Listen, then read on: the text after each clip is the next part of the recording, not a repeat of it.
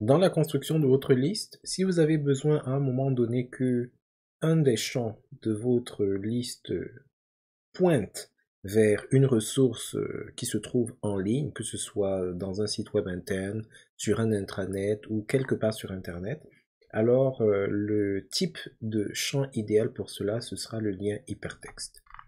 Pour pouvoir ajouter un champ de type lien hypertexte dans une liste, à partir de la liste, vous cherchez à rajouter une nouvelle colonne. Parmi les types disponibles, vous localisez lien hypertexte. L'icône, c'est celui d'un lien hypertexte, justement. Suivant.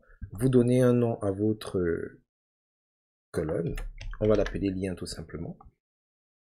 Alors, il n'y a pas beaucoup d'options ici, hein, si ce n'est d'exiger que la colonne contienne des informations, parce que c'est un lien, c'est un type de colonne assez simple. Donc, on va laisser. Et pour que vous voyez comment est-ce que cela se matérialise,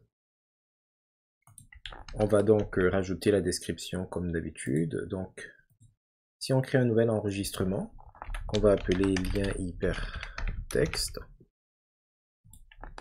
alors ça permet de rajouter des liens vers des ressources externes.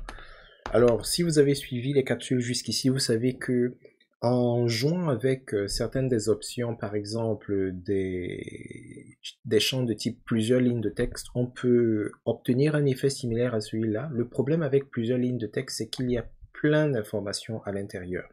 Donc par exemple ici, je suis dans un champ. Le champ de description, c'est un champ de type plusieurs lignes de texte. On peut le voir à l'icône qui est là. Donc si on avait activé les mises en forme, on aurait pu avoir un éditeur qui nous permet de mettre des liens hypertextes, etc. Mais c'est un peu compliqué et puis parfois le lien n'est pas forcément automatiquement cliquable suivant certaines circonstances. Donc c'est pour ça que ce n'est pas forcément pertinent. Alors la particularité de ce lien, c'est que il faudrait que votre lien soit formaté correctement. Quand on dit formaté, ça veut dire qu'il faut qu'il y ait un protocole HTTP ou HTTPS ou FTP ou peu importe. Il faudrait ensuite que le lien en lui-même soit correctement formaté vers une ressource existante, atteignable, ainsi de suite. Et dans quel cas est-ce qu'on peut s'en servir? On peut s'en servir partout où on a envie de pointer vers des ressources qui se situent ailleurs. Quand on dit ailleurs, c'est en dehors de la liste, c'est-à-dire même si c'est au sein du même environnement Microsoft 365, ça peut être vers un site SharePoint, ça peut être vers des documents dans Microsoft OneDrive, ça peut être sur Google ou peu importe là, ainsi de suite. Alors, voici comment se présente le champ en question. Donc, vous avez la section de l'URL. Donc ici, je peux par exemple mettre https : donc vous mettez tout le protocole et tout ce qui va avec, sokawakata.com, et vous pouvez mettre le texte de remplacement. Alors si vous ne mettez pas de texte de remplacement, l'URL que vous avez mise ici là, c'est elle qui va apparaître dans le contenu de votre enregistrement. Alors pour que vous voyez comment est-ce que ça fonctionne, je vais laisser ça tel quel. Et je vais actualiser. Alors lien hypertexte, vous voyez ici là que dans la colonne lien qui est là, ce que j'ai pour le moment, c'est l'URL que j'avais. Or vous savez que les URL sont souvent très longues. Quand vous avez une URL complète, un peu comme celle de notre site web, là vous pouvez voir que il y a le protocole qui prend déjà 4 ou 5 caractères. Il y a les 2.2/ là qui prennent également les caractères. Si en plus vous avez le 3W, c'est très compliqué. En plus, il y a maintenant le nom du site web ou plutôt le reste de l'adresse du site web qui potentiellement peut être compliqué. Donc ce que vous pourriez faire, c'est venir modifier et prendre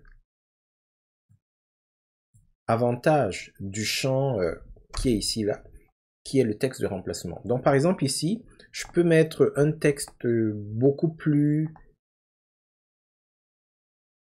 digeste si vous voulez. Donc par exemple, je peux mettre ici site web officiel Soka Wakata. Bon, vous allez me dire que bon, ben, Soka, ça c'est plus long que l'adresse de ton site web, c'est vrai. Mais au moins c'est plus digeste. Il y a moins, il y a de l'espace, il y a des majuscules ici et là, c'est plus compréhensible, etc. Donc là, par exemple, vous voyez, ce qui est affiché, c'est le texte de remplacement. Et il est directement cliquable, donc si je clique dessus, le plus beau site web du monde va s'ouvrir et puis vous pourrez consulter les informations sur les différentes thématiques que nous avons, etc.